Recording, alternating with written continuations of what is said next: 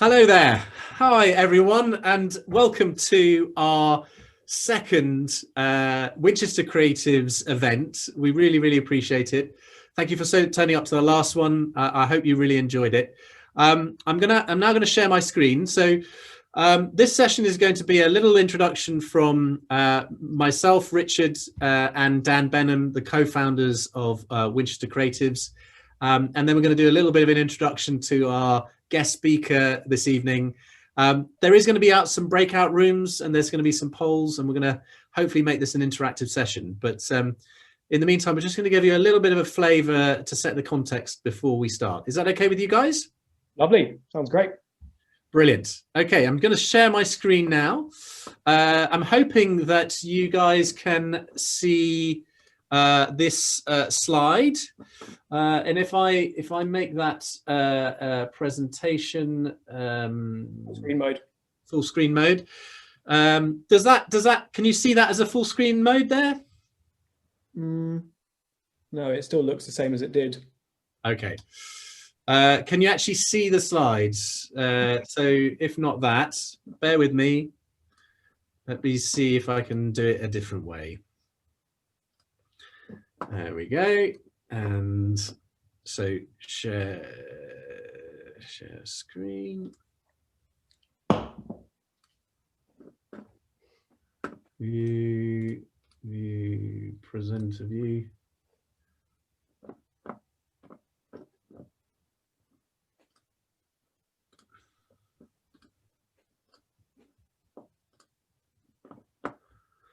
Okay.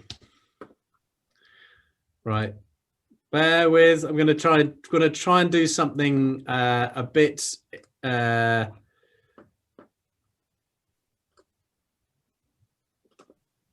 advanced.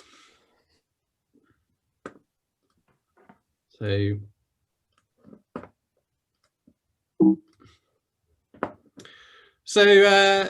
let me just bear with.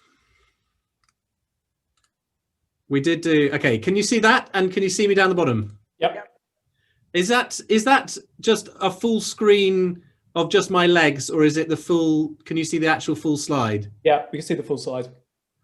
Who's just seeing my legs behind me? No one? Amazing. It's obviously just me then. Okay. Okay. So, welcome everyone to our second Winchester Creatives event. Dan Benham and myself, both co-founders, wanted to just give a little introduction to this event. Firstly, we want to start by saying we've really spent time to listen to you. We want to say thank you to our wonderful sponsors.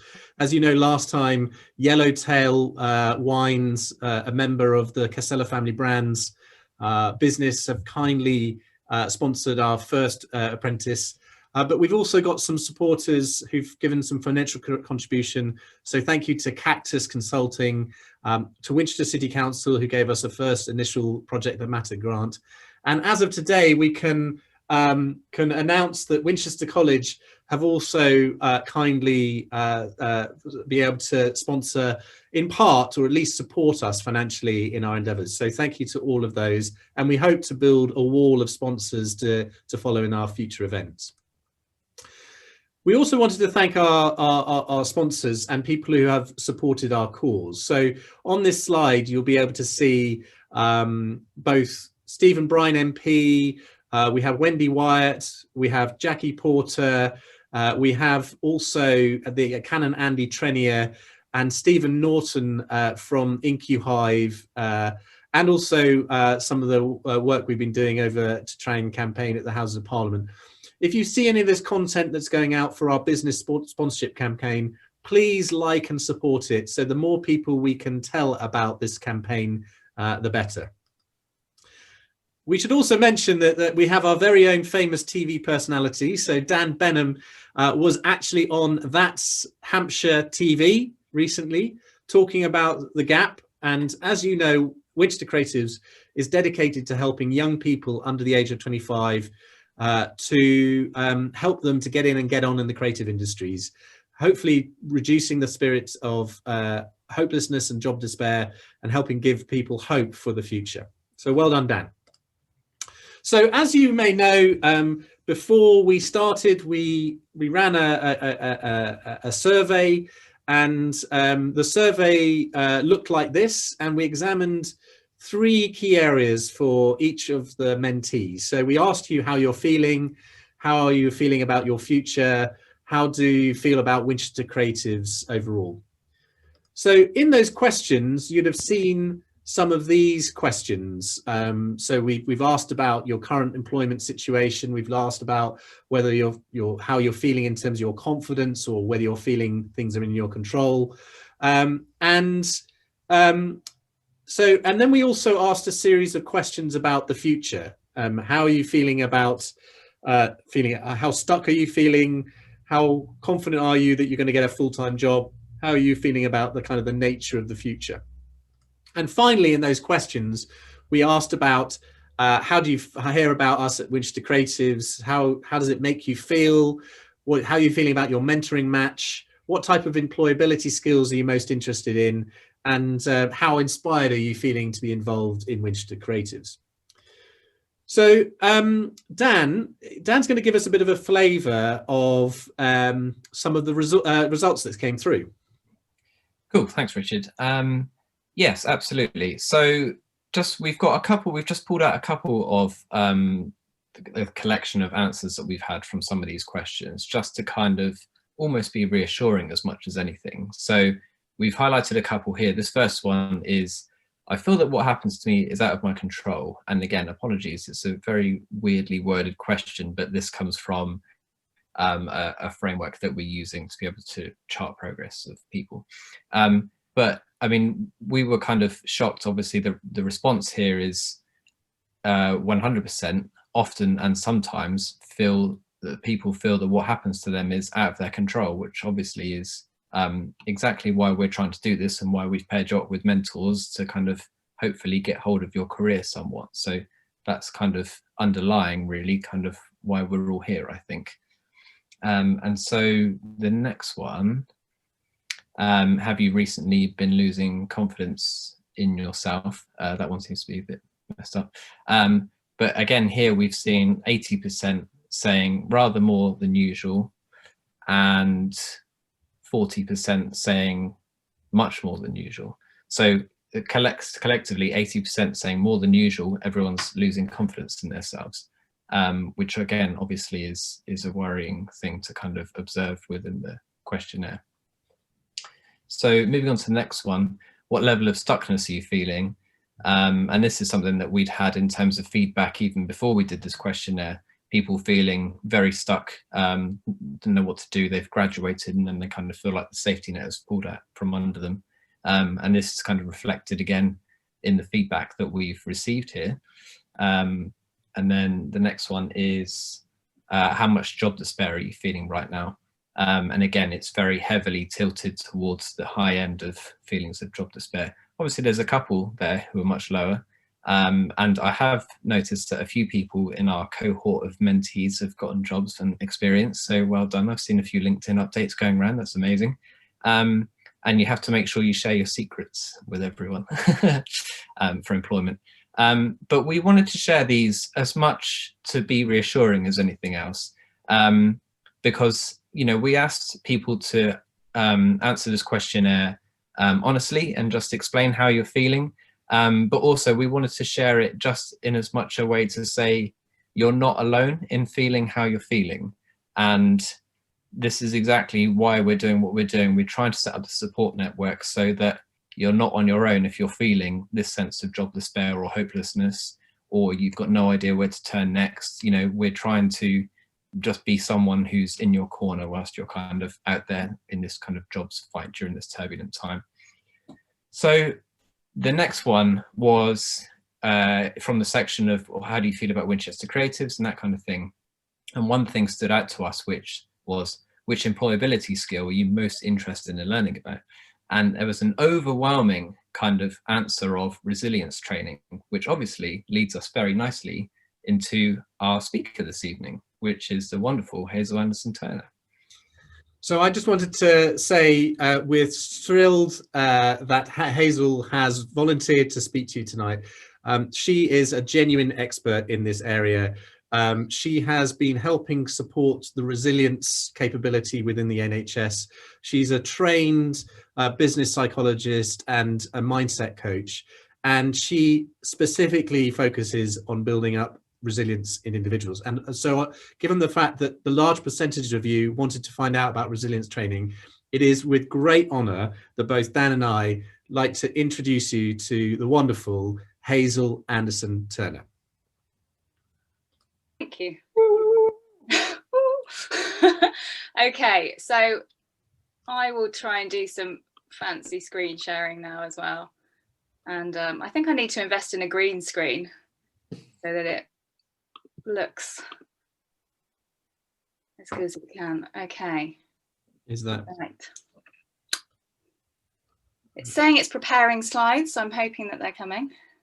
great? Right, can you see me? Can everyone see? Can everyone see Hazel? Yeah, I can make myself nice and big. Woo. I can't. Can everyone see Hazel's slides rather than me? Yeah, there's an options thing at the top where we can switch from your screen view to Hazel's. Okay, over to you, Hazel, then. Okay, brilliant. So Richard did a great introduction, so I won't introduce myself. The thing that I would like to say straight up is I reiterate what Dan said, that you're not alone. And a lot of this session will be about normalizing your experience of being a human being.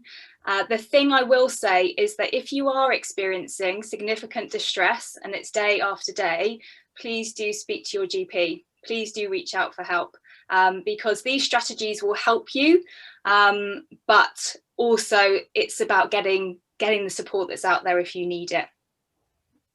So that's my disclaimer.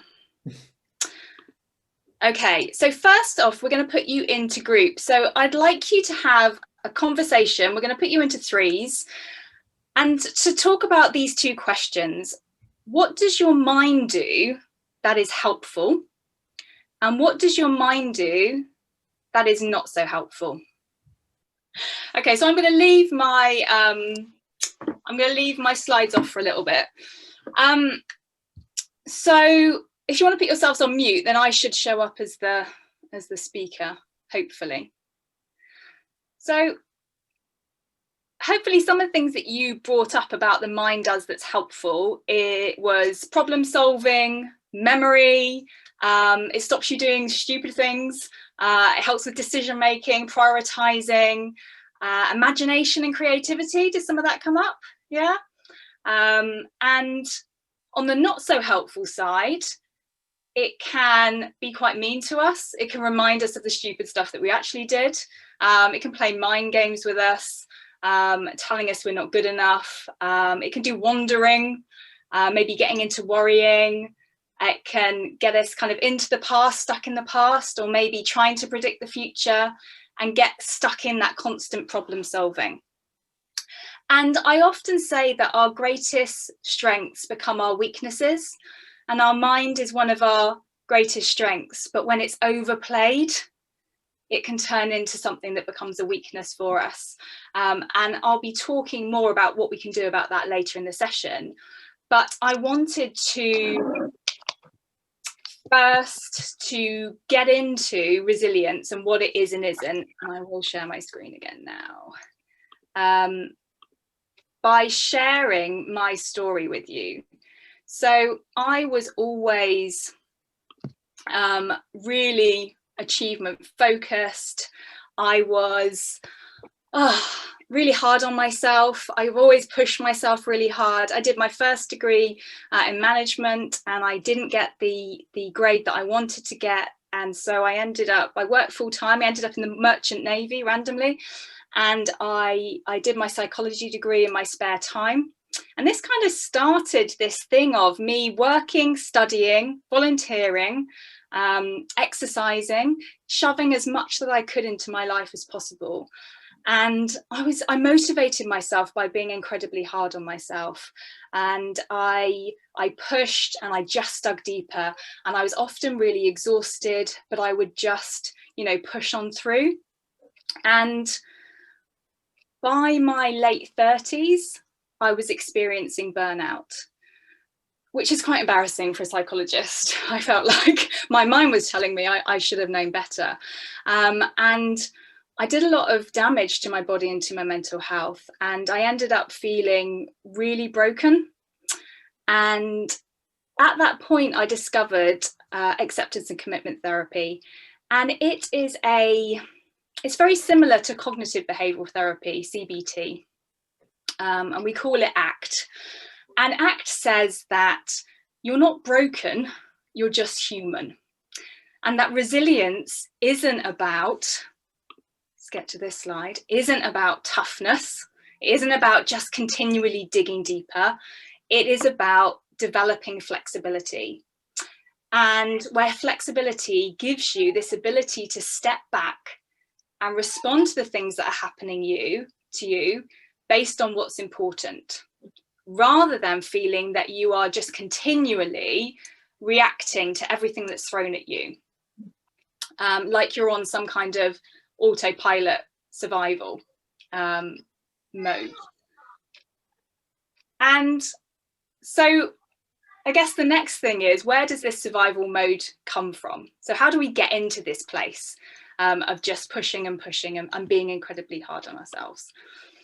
So autopilot of survival comes from our brain trying to keep us safe. And I want to give you a bit of an introduction to your brain using the ham-brain model, which was developed by a psychologist called Daniel Siegel. And so I want you to imagine that this is my brain, this way round, like this. And I'm going to open it out. So this is my spinal cord. And then I've got my brainstem. So the oldest part of the brain, 300 million years. And the brainstem is all about our automatic functions. So heart rate, breathing, the stuff we don't need to think about. On top of that, my thumb is the limbic system. So we've got there the amygdala, our threat detection system. We've got the hippocampus, where we've got hormones, and the hypothalamus, and the hippocampus, our long-term memory. And on top of that, we've got our neocortex, so the newest part of the brain. And at the very front, my fingertips, we've got the prefrontal cortex. And that's the bit behind my eyebrows. And the prefrontal cortex, call it the CEO of the brain. It's where we bring together all the information and we get rational kind of thoughts, moral reasoning. And interestingly, the prefrontal cortex doesn't fully develop until around 25. So you've got some really good excuses for any kind of morally questioning behavior at university. And you'll notice that the prefrontal cortex is really close to the limbic system. So this connection between our emotions and that rational part of our brain is really, really important in normal functioning. So what we say happens when we experience a threat is we flip our lid. And our amygdala, our threat detection system, hijacks. And this hijack is all about fight or flight. So for our ancestors, it would have been no good having the prefrontal cortex there in a fight or flight situation, because you don't want to be going, oh, you know, is it a bear or is it Barry having a bad hair day? You want to be straight away, your system working, getting you ready to fight or to run. And so you want that automatic adrenaline, cortisol, you want the blood pumping faster, going to those big muscles that are really going to help you if you need to run or fight. So the types of threat that our ancestors would face, and they get this reaction, were direct threats to life, so a predator. So nowadays we don't get many direct threats to life, apart from this year when we might have experienced that feeling of threat from COVID. But something else that was a big threat to our ancestors, and that does affect us probably every day, is the fear of rejection. So for our ancestors, if they were rejected from their group, it would mean almost certain death, because your group is the thing that keeps you safe. So you need to be part of a group, a collective, in order to stay okay. But in the modern world, we feel that rejection in different ways. So we have the same kind of physiological reaction as our ancestors might have felt, that lid flipping, the heart rate coming up, the sweaty palms, but we feel it for different situations. So maybe we feel it if we're going for an interview, or we're doing a presentation, or we fall out with a friend or a family member, or nobody likes our social media post. All of these things are triggering the same type of physiological reaction. And it's all about our brains trying to keep us safe. It's really, really normal. It doesn't mean it feels okay, but we can understand it in the way that our brain is developed. And this part of the brain is around 200 million years old. So, you know, we think social media has been around for maybe 20 years. So we're using old technology to navigate a very modern context.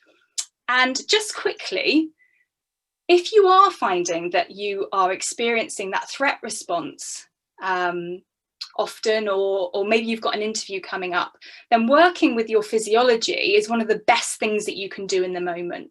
So focusing on your breathing. So I talk a lot about box breathing. So 4 in, hold for 4, out for 4, hold for 4. Or maybe going for a walk or a run, doing some kind of activity that works those hormones through. Maybe not before an interview, but having a good cry can help, you know, get that out of your system. Or laughing, maybe having a chat with a friend and having a laugh. Anything that signals to your brain that the threat has gone and I'm okay. Because when the threat isn't there, we don't laugh. You know, when it isn't there, we do laugh. We do breathe more slowly. So it's working with our physiology to help signal to the brain that all is safe, everything's fine. So we have a brain that's trying to keep us safe. And in ACT, we find it helpful to talk about 2 parts of the mind. So we have the thinking mind, which is the problem-solving element that we spoke about earlier, which tends to be quite past and future focused. So thinking about, okay, what can I learn from the past, predicting what might happen in the future. And then we have the observing mind. And this is the part of the mind which is more present moment focused. And if we had lots of time, I would love to talk to you about mindfulness and meditation, and how building that that noticing part, that observing part of your mind can really help you to switch out of your thinking mind when it's not being so helpful. But even just recognizing that you have these 2 elements. So our thinking mind is like a constant radio that we've got on in the background. And the research says that it's around 80% negative. And we've got this noticing part of us, which is able to see that our thoughts are just thoughts. They're not us. So I can have the thought, I am a banana, and I can know through my noticing mind, my observing mind, that that is not true. That is just a thought. And if we can treat the thought of I am a banana in that way, then we can treat the thought I'm a failure, I'm useless in the same way, potentially. So I want to do a bit of a game around the thinking mind, just to demonstrate it a bit more. And Richard and Dan have volunteered to play this with us. So, all right, let me unshare. And Dan and Richard could put your Microphone's on, brilliant. Okay, so who would like to be the thinking mind? Happy to do that. Okay, so Richard, you're the thinking mind, and Dan, you are the person. And Richard, you have a minute. I need to get my timer out. You have a minute to give Dan some instructions for him to do. So fun things that you might like Dan to do. And Dan, you have to do everything that Richard tells you to do. Yay. Okay, so your minute starts now. Hi, Dan. I'd first of all like to ask you to smile. And then I'd like to basically you to hold on to your earlobes. And then I'd like you to wiggle your eyebrows like this. Yeah. And then can you just stick out your tongue? Yeah. And I think because we're coming into Christmas time, could you just give us a wonderful rendition of a carol? Here comes Santa Claus, here comes Santa Claus, right down Santa Claus Lane. Wonderful, okay. Wonderful. Could you now give us a sense about what we would like to get for Christmas?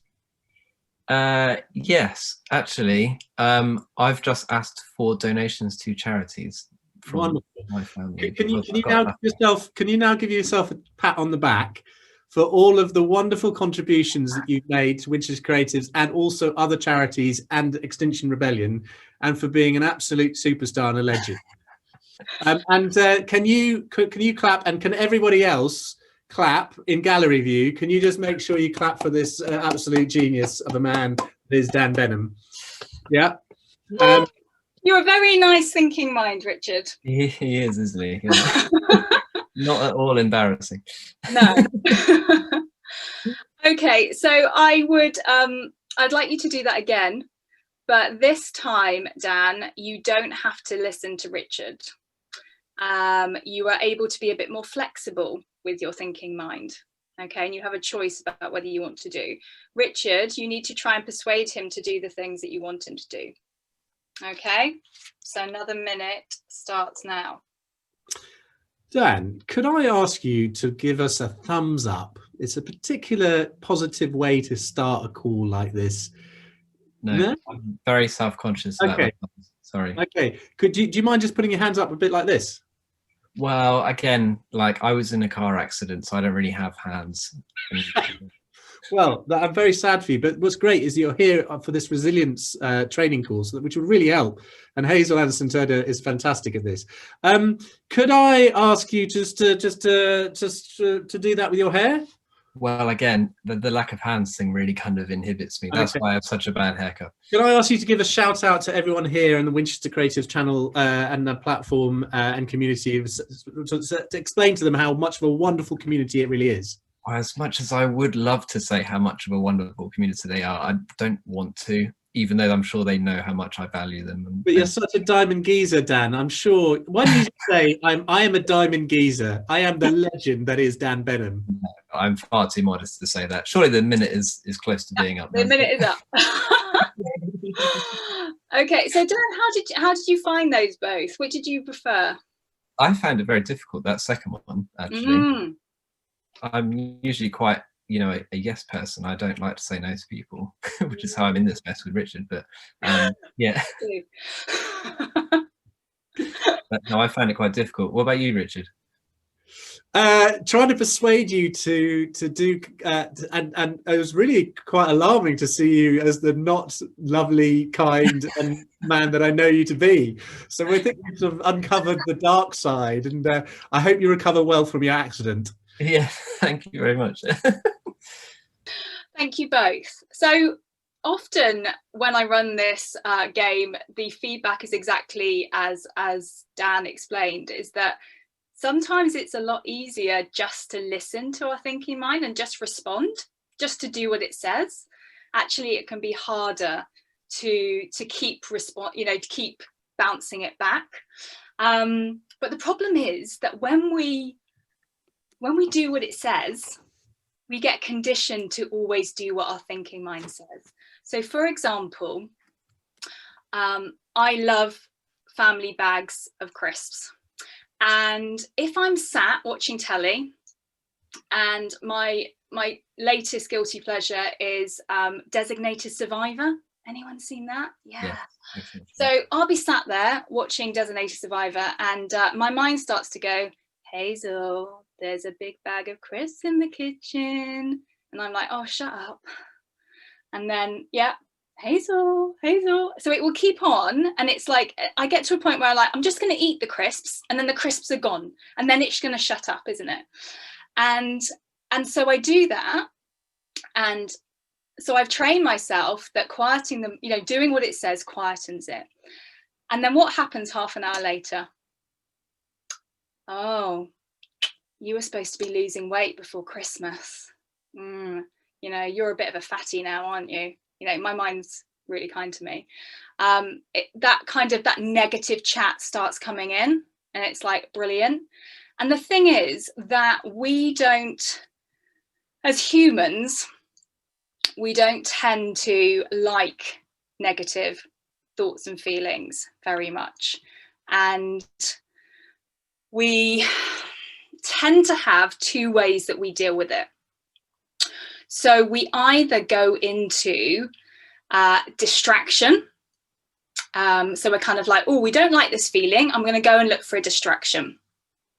So my favorite distraction would probably be social media. Oh, my slides are back and my fuzzy head. And so I know when I'm in a place of distraction because, oh, like I look like a cheetah in the... Have I gone really weird on the screen? Yeah, but it's quite retro. It's kind of really cool. Yeah. Oh dear. Right, I'll go back to normal share. 1 second. We can see the full screen, by the way. Okay, let me do it the other way. Let's go retro old school. Oh, if it lets me. Oh, anyway, I'm just going to talk to you. So we can either go into distraction or rumination. So distraction tends to be things like distracting yourself with social media. Maybe I start messaging some friends. So I know when I'm in a place of distraction because I'll probably be watching telly, eating the giant bag of crisps, and with a glass of wine and looking at my phone. And so we have a poll so that we can do a bit of sharing so I don't feel alone in my distraction techniques. So I'd like to know, where do you go? And you can choose more than one on this poll, can't you, Richard? What distraction techniques do you tend to use when you're feeling a bit... Okay, so social media has come up highest. Oh, yeah. So I've got some... looking on your phone, eating crisps, friends there, definitely. Yeah, tidying and organising, brilliant. So basically a bit of normalising. This is really, really normal, and in small doses is absolutely fine. What we need to start recognising is when that gets in the way of us achieving what we want to achieve and living the life we want to live. So if I'm constantly sat there on the sofa eating crisps, looking at my phone and sort of watching telly, I might not be doing the things that really matter to me. So I might not be being creative. I might not be spending time with my family, or maybe I've got a job interview and I'm distracting myself rather than preparing for it. So it's just recognizing, has this got to a place where I'm kind of avoiding life a little bit, I'm hiding a bit. The other way that we tend to deal with negative thoughts and feelings is rumination. So we can get caught in this spiral. So we start being incredibly hard on ourselves. So it's like, well, this didn't happen. They said this about me. They must be thinking that. This means that, I'm never going to do the thing I want to do. And I'm going to end up, I don't know, all alone by myself. It depends where you want to go. But we can get into this spiral and get really stuck in rumination and maybe get stuck in worry. So our second poll is all about rumination. So what rumination things do you tend to do? What do you tend to say to yourself? Where do you tend to go? I started with my personal favourite, which is I am a failure. I'm going to share the poll results with you now. Okay, brilliant. Oh yeah, so the classic. I am yet to meet someone that doesn't carry around I am not good enough in some kind of form. So sometimes it comes out in low self-worth, sometimes it comes out in perfectionism. It comes out in lots of different ways, but it's a very, very human thing. And I've run these questions with lots of different groups. I've run it with therapists, with Facebook, obviously within the NHS, and I have never met anybody that doesn't have one of these. In my training, we had this activity to do where we had to write the worst thing that we say about ourselves on a sticker. And we all walked around the room and looked at each other. And these are therapists. So therapists have had years and years of therapy. And yeah, I am ugly. I'm disgusting. I'm not lovable. I'm not enough. I'm an imposter. I'm going to be found out. And I guess the conclusion that we came to in ACT was that we can put a lot of effort into trying to get rid of these, but they are so part of the human condition. And actually the research shows that it's not about getting rid of those beliefs about yourself. It's about what happens next. And that, let me go, I'm having fun with screen share today. Let's go back to me being some kind of cheetah in the wild. So that goes back to the techniques that I use in a coaching setting with clients who want to increase resilience. So I work with them to develop the ability to notice where they're at, to notice what their mind is doing, and oops, let's get myself out of there. So to pause, notice that I'm in autopilot. So maybe it's that I'm doing those distraction techniques. Maybe it's that I am caught in that spiral of thought. Maybe I recognize that I'm in that I am something space. So I'm caught in this I am failure. The second bit is to switch. So I'm recognizing that what my mind is trying to do is to keep me safe, because that's what our minds try to do. So I'm pausing, I'm noticing, I'm switching out. And then the question that I ask people to really connect to is, what is most helpful for me to do next? And that might be, actually, I recognize that I'm caught up in my worrying mind about this thing that's coming up. And what's most helpful for me to do is to do some preparation for it. Or maybe, do you know what, I am prepared, but I'm just getting caught up in worrying about the future. So the most helpful thing to do is go and do something that I enjoy doing. So I'm going to go and call a friend, or I'm going to go and do something fun, and to go and do that. Rather than, so for me, it's about breaking that state. So either breaking that distraction activity or being able to move away from that I am place. Because when we really hook into an I am belief, so let's take I am not enough. So if your I am not enough script has been triggered and you're really connecting in with that. And if I kind of get into that place now where I'm kind of like, if I really think I am not enough, I'm not enough. Do you know what? I don't want to go and do something that's going to help me. I just want to go to my sofa, eat the crisps and watch the crappy program. that's what it triggers in me. It does not motivate me to be better. It motivates me to continue to be hard on myself, to be honest. When I am able to click out of that and say, yeah, I get it. I know it's the I am not enough script again. I see you. We've been here before. I get what you're trying to do. You're trying to motivate me and keep me safe. But actually, what I'm going to do now is I'm going to go and read a book. I'm going to go and, do that prep that I need to do, or I'm going to go and do something which really lights me up and I love doing, because I'm recognizing that staying in this space of I am not enough is not going to help me to kind of create the life and live the life that I really want to live. So when I'm working with clients, the skill really is in that noticing where you're at and then being able to switch out. And I've made it sound really simple, and it is simple, but it takes practice. And the first thing to do is to do the noticing.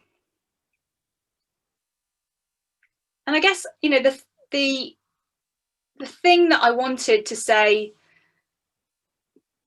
most of all was that we train our brains beautifully by repeating the same thoughts and behaviors over and over again.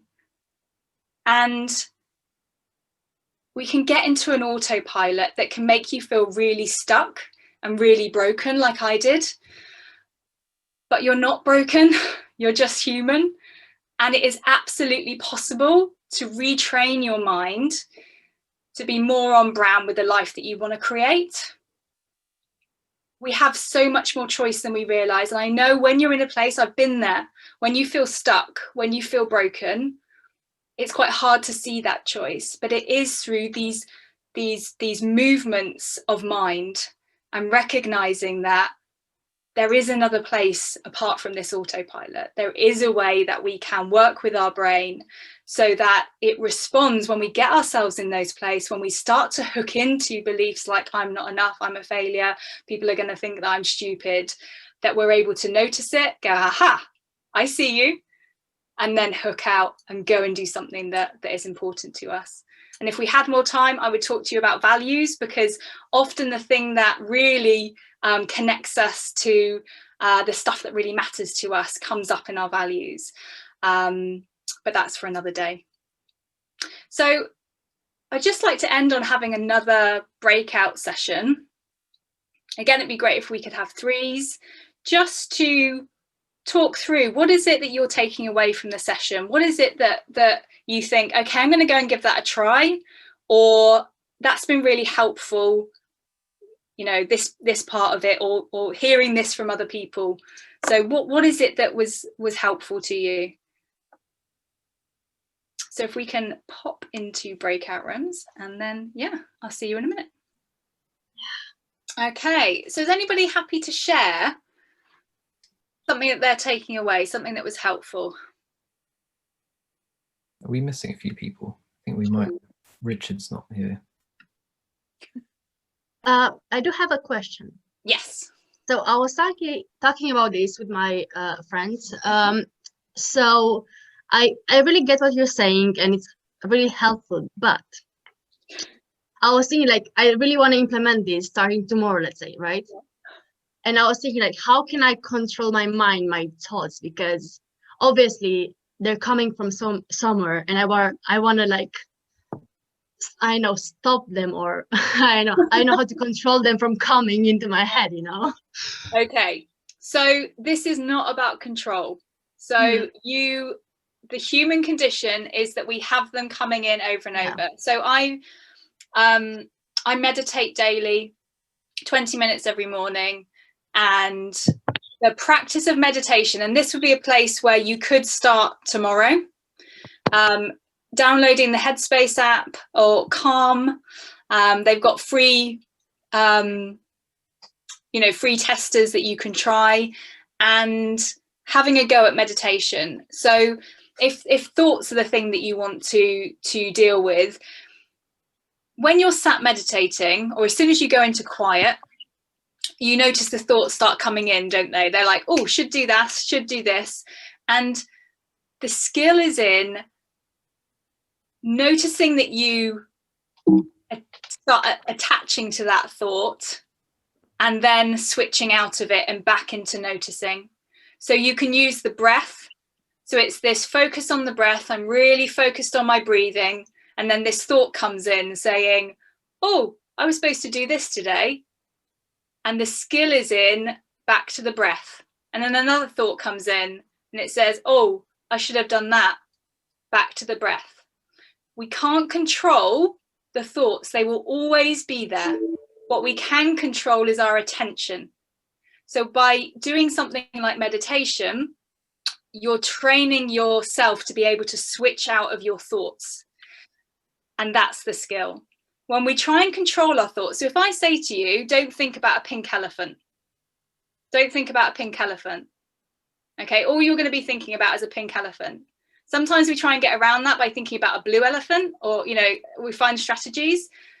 But when you focus, when you try and control something, you're putting your attention on it.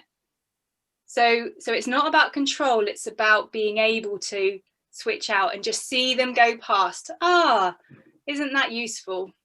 Off you go. Does that help? Yeah. Any other questions or thoughts, things that you're going to take away? I definitely found the bit where you were saying like we're using an old kind of technology for new situations. That was like really helpful, because I've always wondered like, why do we always freak out when we put up a post and then nothing happens and you're like, shit, I need to delete this immediately. And now it makes so much more sense. So yeah, I'm definitely gonna like take that away, and also just kind of like the pause, switch, act thing I'm gonna try and implement and try and actually be more productive rather than eating crisps like you. I'm glad it's not just me. And you know what, total hands up, I've done that. I've deleted social media posts because I was like, oh, well, no one's liked them. This is really embarrassing. So I'm going to delete it. And doing presentations like this. So this is my life. I've been doing this for 20 years and I still get nervous. And you know what? The reason that I get nervous is because I care about it. And there's something about when you live by your values, when you do the stuff that really matters to you, you're gonna get the negative emotions, you're gonna get the stuff, because that tells you that it matters to you. And I think sometimes we move away from the things that really matter to us because we don't want that feeling. But there's something for me, resilience is about, it's okay, this is normal. This is normal for me to, you know, my heart rate to be up and I'm talking really quickly because it's something that I care about. Any other questions, thoughts, observations? More of an observation. If people find it useful, I've written an article on how to overcome, or how to unfreeze and overcome fear. And part of what Hazel's been talking about is to recognize that fear is natural, and how you have a choice in how you respond to fear. But if you really understand the chemistry about fear, what's actually happening in the trigger response, what's happening in the amygdala, the hippocampus, how you can control the appropriate response, and how you can assess your situation quite rationally, that gives you some ability to respond. And just building on what Hazel said, there is such power in leaning into your purpose and your values, because that gives you your compass. And if you haven't had a chance to read it, there's a brilliant book by Carol Dweck, all on the growth mindset, which is basically helping you to move from the learning, sort of the fear zone, into the learning zone and into the growth zone. And it fits very neatly to what Hazel is saying here. So I'll put that link into the notes, and I'll also put Hazel's website in the notes for you, so you can check her out after this presentation. And my recommendation, so I was going to put this on the community tomorrow. So my recommendation for a book, my favorite book on this topic, is called The Happiness Trap by Russ Harris. And if you look on his website, he's got some great animations. So there's some great animations about the evolution of the mind. and about the difference between goals and values, which is quite interesting and would have really helped me 20 years ago. But if you want to know more, that's the place that I would start. So if has anyone else got any further questions, are you done? Is that you done, Hazel, or is anything else? I'm done. Okay, Dan, and I'm gonna yeah, over to Dan, and then I'm gonna get some slides set up. Every time, always muted. Mine's not a question or an observation. It was more of a confession, seeing as we're speaking about crisps and things like that. My vice, a late night bowl of breakfast cereal. Just, you know, seeing as we're all sharing what we're doing and, you know, how we, you know, we've got that niggling thought. That's always my thing when I've got the TV on. Anyway, sorry, back over to you, Richard. Sorry. Okay. So I just, can everyone turn to gallery view? And can I just ask everyone to give a wonderful round of applause to the fantastic Hazel Anderson-Turner.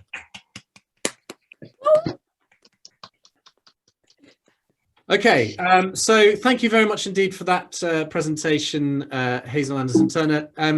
We just wanted to give you a bit of an indication about what's coming up and a little bit more about the presentation and the online community. So we hope you're finding these presentations useful. I'm going to zoom through these slides and get to the right place. So yes, so thank you very much indeed, Hazel, for a wonderful presentation.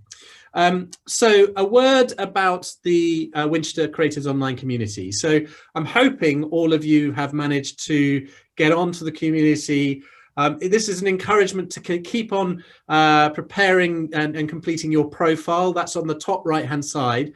And in the navigation on the left hand side where it says home discovery, if you go to all members, there's a chance to follow there and all topics. So the key task right now is follow out your profiles, then go to that members tab. And if you're on the desktop version, when you scroll over your mouse to the names, you'll see the follow button pop up. It's different on the desktop, but I encourage you to follow all members and now and again to check in where it says the newest. That way, whatever content people create, you'll see it in their feed. Now, this network is purely for the mentees and the volunteers. So there's about 34 of us in total, but it's so much easier when we communicate that way. Also go to the topics area where you'll see a view like this. And again, scan over where it says community-wide announcements, Winchester Creatives events, mentoring scheme, social apprenticeship scheme, job opportunities. Literally just follow all of those topics so that you'll see all of that content that comes up. And also you'll see on the left-hand side, there is this event, but you'll see future events coming up like our Christmas party or our social elements or other events. Now, the important thing to note is that you have to sign up through Eventbrite, but it helps us if you can click the RSVP to say that you're going. But the total numbers will come through the Eventbrite channel. So when you click on that link, you'll see sign up for the event and then click on the Eventbrite channel. The one thing I should also mention is in the beginning of next year, we're going to launch a 10-week course on the ultimate copywriting and SEO course. So a friend of mine called Catherine Strachan is kindly going to be the instructor. And I really, really encourage you to sign up for this course.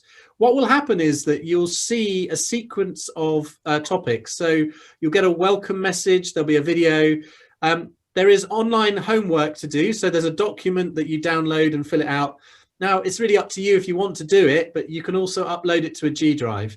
You'll find out all about the introduction to SEO, keyword research, alt tags, and the importance of this. Now, the reason why we've started with this course is because this skill is in high demand in the marketplace right now. So you will pick up work if you are skilled in this area. And more to the point, it will help you get your portfolio sites found. So if you don't know what it takes to get found on Google, we highly recommend that you sign up to this event. Now, some people have requested access yet already. We haven't quite finished all the course content, but once we open it, we encourage all of you to take part in this course.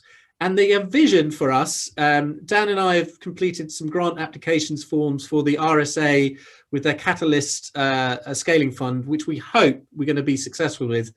The vision is that we will do online training modules for you on employability subjects, such as how to write a good CV, the world of work, how to do the perfect interview, how to effectively skill up in key areas to help you become more employable in the creative industries.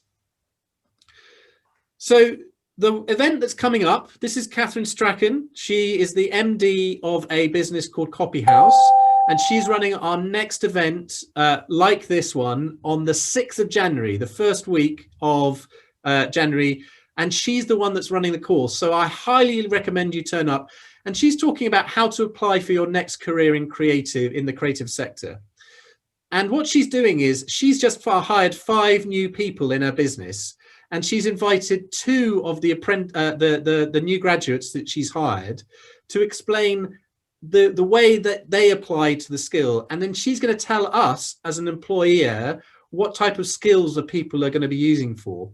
And not only that, she's going to give us the tips on how to hack the application process so that you get on the top of the list. So please, if you haven't signed up on the Eventbrite, please sign up to that amazing event coming up. The other event that you should connect with is our Winchester Creatives Christmas quiz. Please, on the 16th of December at 6 o'clock, we would really love for you to come and attend this. Dan and I are going to give a sort of a year in the review. We hope to do a big thank you to all the volunteers and the wonderful Hazel Terry with input from Nicola, who's going to be helping us from the social media perspective. We've got a set of questions. Now there will be prizes, so please turn up for it. More than that, we highly encourage you to bring your Christmas jumpers. And if you don't have any Christmas jumpers, bring some tinsel. And if you don't have anything that makes it festive, still turn up anyway. Bring a festive cocktail or a drink of your choice. This is going to be great fun. And we would love to see all of you. It's the 16th of December at 6 o'clock. Sign up on the Eventbrite. All the details you find on our Winchester Creatives community platform. The only thing to say from Dan and myself, though, is just a final massive thank you to Hazel Anderson-Turner. Her link is in the notes at the moment. I encourage you to go to our website, follow her on LinkedIn, follow her on Instagram, follow her on Twitter. Please show your appreciation to her where you can. And just to say, the recording of this presentation, we'll make sure that it's on the community platform for you to see sometime in the new year. So that's the end of the formal part of the presentation. So thank you for joining us. If anyone would like to stick around for a conversation, please do so. I'm going to turn off the recording and we can still have a bit of a chat. But I'd just like to say a massive thank you to Hazel Anderson-Turner. Thank you. Okay. You are welcome. And if anybody does have any questions, they want to reach out to me, then I'm really happy. Obviously, I've got the wonderful Hannah as my mentee. But if anybody else wants to chat, then I'm really happy.